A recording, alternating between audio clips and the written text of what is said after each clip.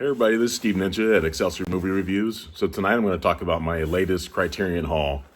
I actually got all 5 of these movies at Walmart.com. This time of year I'm looking a lot online at Amazon.com and Walmart.com just because there's no sales happening at Barnes & Noble right now, which for those of you that don't know, in July and November they do like a 50% off sale. And that's when I'll be going into their stores and trying to find some of the kind of rare movies. One movie I was going to buy this time was Blood Simple from the Coen brothers, but on Walmart.com and Amazon.com, their prices are very similar, just by pennies difference basically. And Blood Simple was like $27 on both of those, so I was like, I'm not going to pay that. I'll wait till July.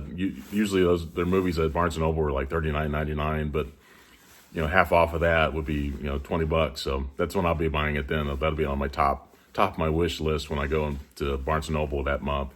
So I look forward to getting that. So the first 2 movies I have are both blind buys. I said I normally don't do that, but very often, but I've done that with Blowout and Midnight Cowboy. So I kind of, when I do that, they're usually movies I'm kind of pretty sure that I'll like.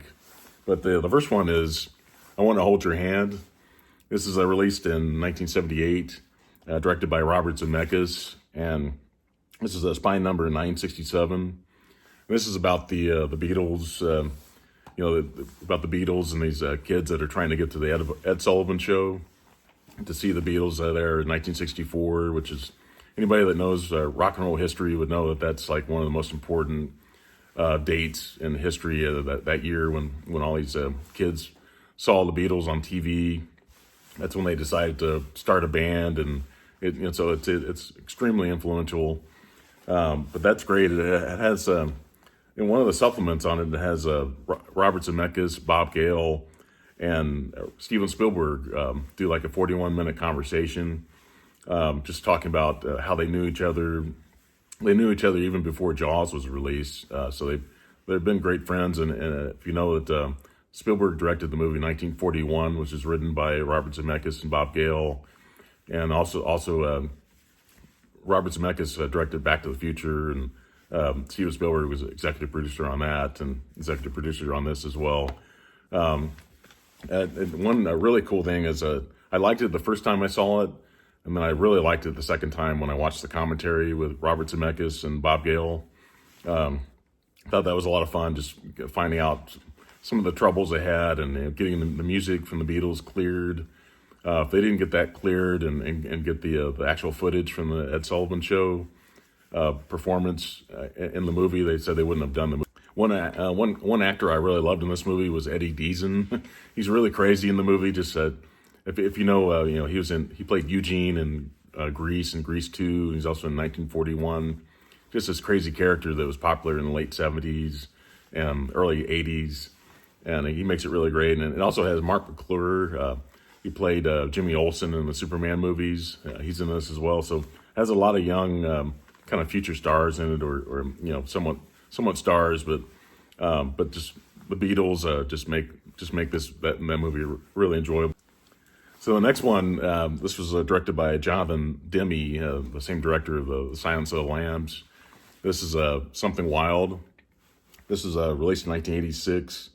Spine number 563. It has Jeff Daniels, Melanie Griffith, Ray Liotta. It says that Ray Liotta, this is like technically his first movie, even though his filmography shows that he had another movie before this, but he may have just made a cameo or something in. But Jonathan Demme says that this is his first movie, so that was kind of cool. I also really love the music in this. Had a lot of cool 80s music. It had a song from the band X, the LA punk band X, has a song in it that was kind of cool. And I really liked the beginning of the movie. It showed the New York skyline, and you can see the Twin Towers in it, which is really nice to see. So it's kind of nostalgic to see those in a movie. And they used to be in them all the time when they showed New York. That was always the highlight of the skyline when they showed New York City. You see the Twin Towers in it. So the next movie is one of my favorite horror movies. It's Night of the Living Dead. This is spine number 909. This is George Romero's debut movie, made on a really small budget, and the first disc has like the, it has the commentaries that were on the DVD that I had before. But the second disc is all supplements and just kind of talks a lot of updated information from, like, I think it's 2018 or 2017 when this was released. It just looks great on Blu-ray, and I'm really glad I got that. So the next movie is one I haven't seen in a while. It's directed by David Lynch. This is 1986. This is Spine number 977.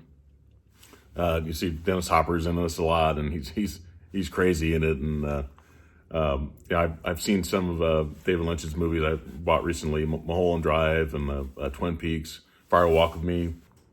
So last movie I want to talk about is A Hard Day's Night.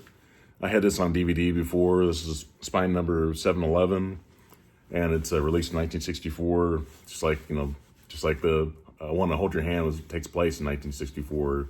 But it's been a while since I've seen this. But obviously being a huge Beatles fan, I had to upgrade my collection to Blu-ray and to have it on the Criterion. So I have a list about probably about 45, maybe a little bit less than 45. A lot of them are mainstream, like American titles, but I can't wait till July happens so I can get those at 50% off. And I don't know how many I'll get that month, July and November, but I kind of look forward to that. And so before I leave, I wanted to give my favorite quote, taken from a poem and from a famous movie that I've reviewed on my channel before. But it's we are the music makers, and we are the dreamers of dreams.